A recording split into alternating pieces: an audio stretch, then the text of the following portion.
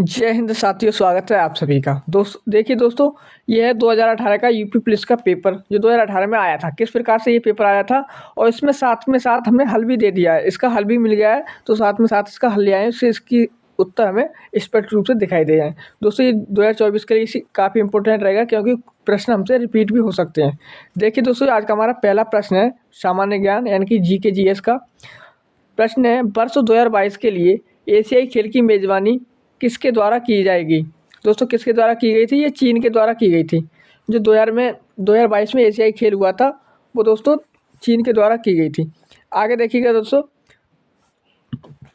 जो दोस्तों 2026 में होगा 20वां एशियाई खेल, उसका जो आयोजन कौन करेगा? जापान करेगा। जापान के नगोया शहर में प्रस्तावित है। आपको ये वाला याद रखना है, 2026 में कहाँ होगा? जापान के नगोया शहर में होगा।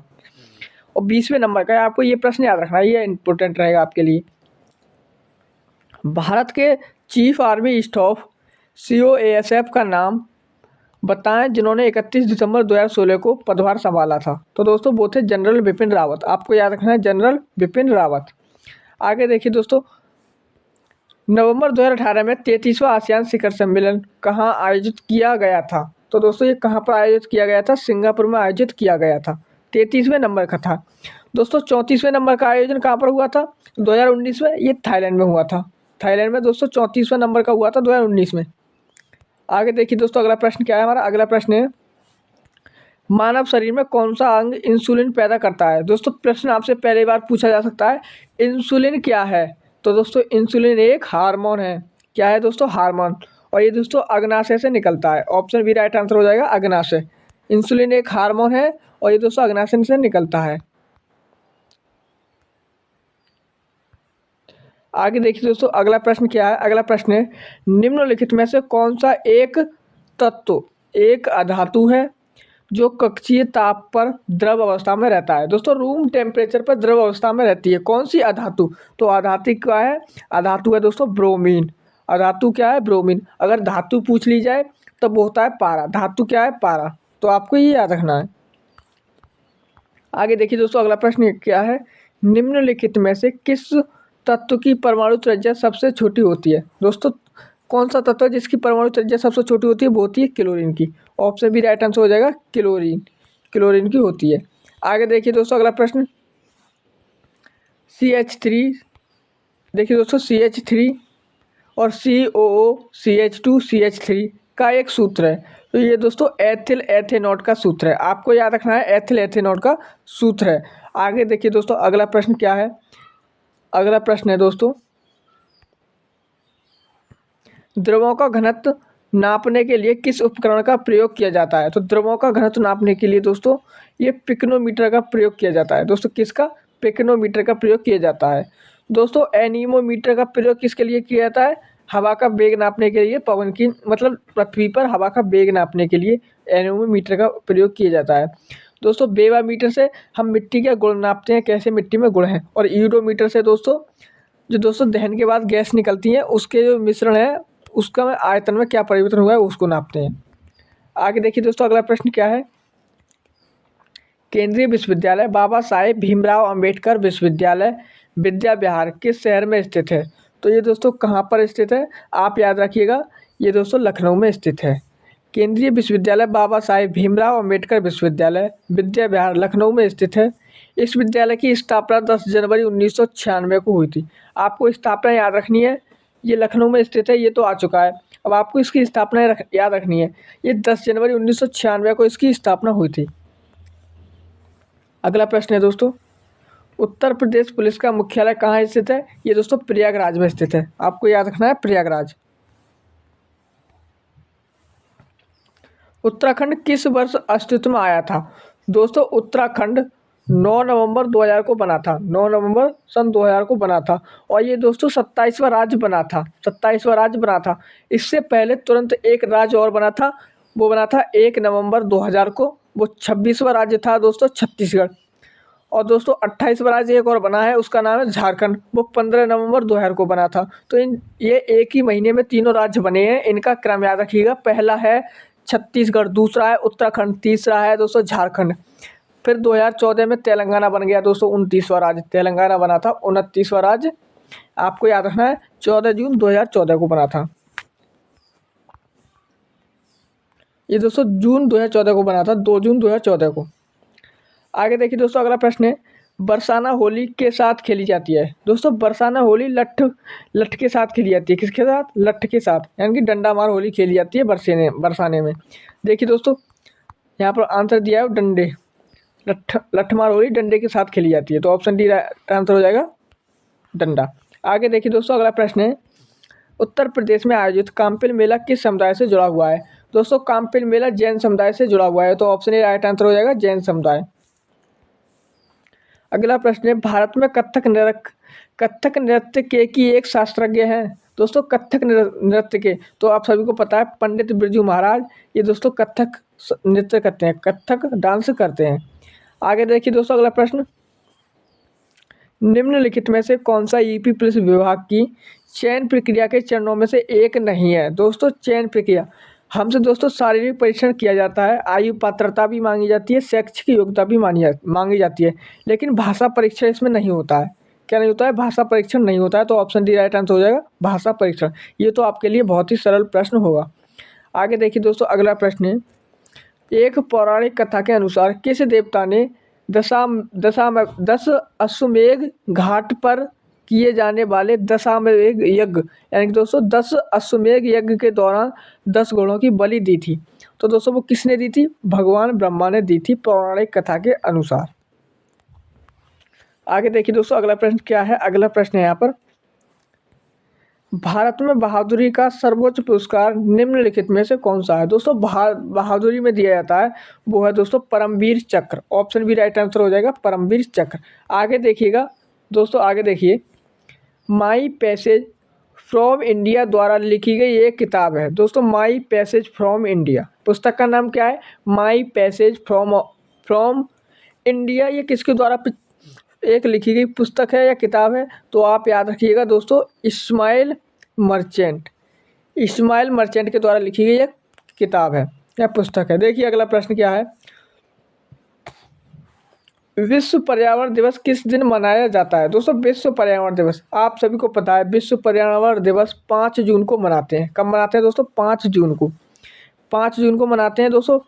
और 22 अप्रैल को दोस्तों पृथ्वी दिवस मनाते हैं। 22 अप्रैल को दोस्तों पृथ्वी दिवस और 8 अप्रैल को दोस्तों मातृ दिवस मनाया जाता है। आपको ये भी याद रखना है। अगला प्रश्न है दोस्तों, जेट इंजन का आविष्कार किसने किया था? दोस्तों जेट इंजन का आविष्कार तो आप सभी को पता होना चाहिए, जेट इंजन का आविष्कार सर फ्रैंक हिटलर ने किया था। सर फ्रैंक हिटलर ने किया था, सर फ्रैंक हिटलर। आगे देखिए दोस्तों, अगला प्रश्न है, निम्नलिखित में से कौन सा सामाजिक वीडियो नेटवर्क एक सार्वजनिक रूप से सूचीबद्ध कंपनी नहीं है? दोस्तों निम्नलिखित में से कौन सी सामाजिक मीडिया यानी कि सोशल मीडिया नेटवर्क एक सार्वजनिक रूप से सूचीबद्ध कंपनी नहीं है? दोस्तों इसमें से कौन सी है जो सार्वजनिक यानी कि सोशल मीडिया से सूचीबद्ध नहीं है? तो दोस्तों वो है क्योरा नहीं है। ट्विटर भी है दोस्तों, फेसबुक भी है और वीवो भी है, लेकिन ये क्वेरा नहीं है। आगे देखिए दोस्तों, अगला प्रश्न क्या है हमारा? अगला प्रश्न है,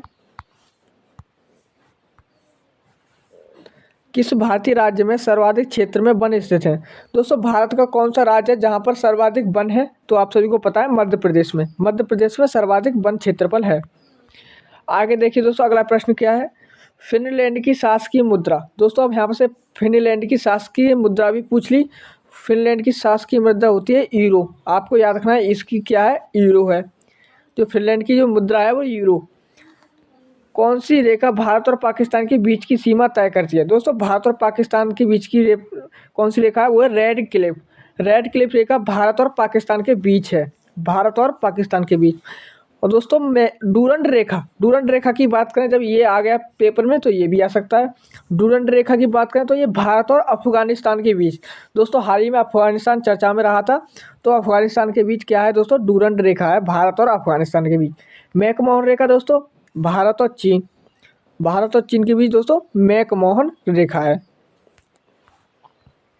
आगे चलिए दोस्तों, अगला प्रश्न क्या है, प्योंगयांग किस देश की राजधानी है? दोस्तों प्योंगयांग ये दोस्तों उत्तर कोरिया की राजधानी है। आपको याद रखनी है, प्योंगयांग उत्तर कोरिया की राजधानी है।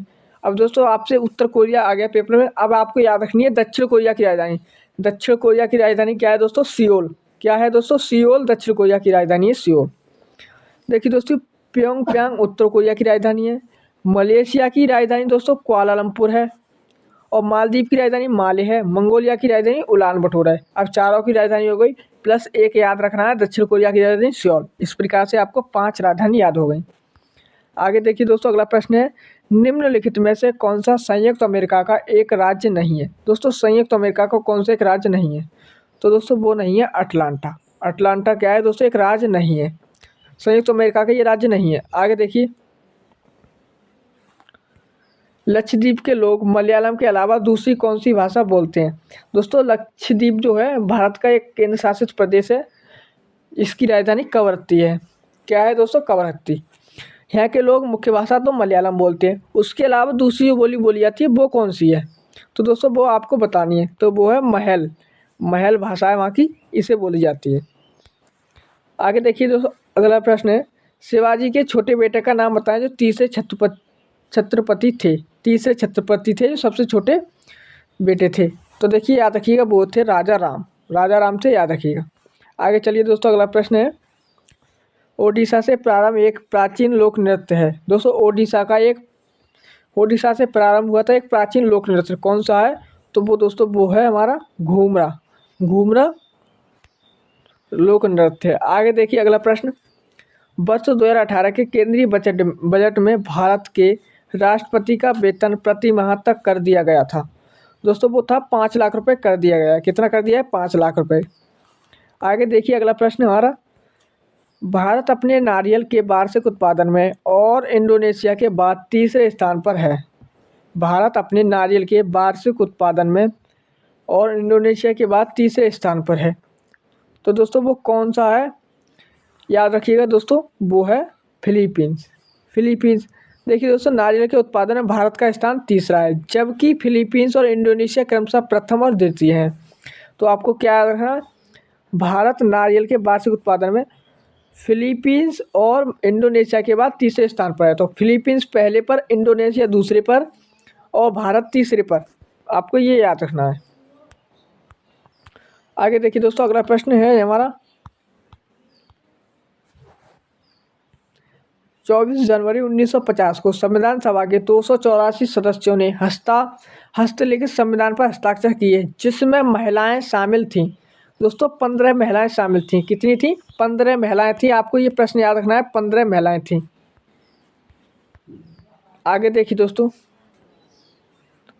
काकोरी रेल लूटपाट, काकोरी ट्रेन डकैती की कल्पना रामप्रसाद बिस्मिल और ने की थी। दोस्तों काकोरी जो ट्रेन डकैती थी वो 9 अगस्त 1925 को हुई थी। 9 अगस्त 1925 को हुई थी।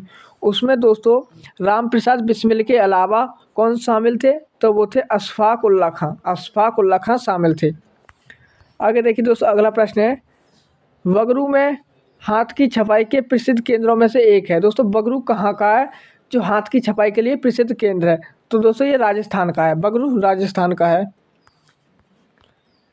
अगला प्रश्न देखिए, भारतीय रिजर्व बैंक द्वारा निर्धारित नवंबर 2018 में नगद आरक्षित अनुपात प्रतिशत कितना है? 2018 का नगद आरक्षित अनुपात, कैश रिजर्व रेशियो कितना है? तो ये दोस्तों 4 था। कितना था? 4। आगे देखिए दोस्तों, अगला प्रश्न है, हवा महल 1799 ईस्वी में महाराजा द्वारा बनवाया गया था। दोस्तों हवा महल 1799 ईस्वी में बना था। किसके द्वारा बना था? सवाई प्रताप सिंह के द्वारा बनाया गया था। सवाई प्रताप सिंह के द्वारा बनवाया गया था। आगे देखिए दोस्तों, अगला प्रश्न है, संयुक्त राष्ट्र महासचिव एंटोनियो गुटारेज किस देश के मंत्री थे? ये दोस्तों पुर्तगाल के मंत्री थे। पहले ये पुर्तगाल के मंत्री थे, एंटोनियो गुटारेज। दोस्तों आज का आखिरी प्रश्न है हमारा, उद्घाटन के बाद लखनऊ के इकाना क्रिकेट स्टेडियम में खेला गया पहला अंतर्राष्ट्रीय क्रिकेट मैच भारत और के बीच खेला गया एक T20 मैच था। ये दोस्तों इकाना स्टेडियम लखनऊ में है। यहाँ पर दोस्तों पहला अंतर्राष्ट्रीय मैच भारत और वेस्ट इंडीज़ के बीच खेला गया था। तो आपको ये भी याद रखना है। चलिए दोस्तों, आज की क्लास से सामान्य ज्ञान की पूरी हुई। मिलते हैं दोस्तों अगली क्लास में हिंदी के साथ। तब तक के लिए जय हिंद, जय भारत।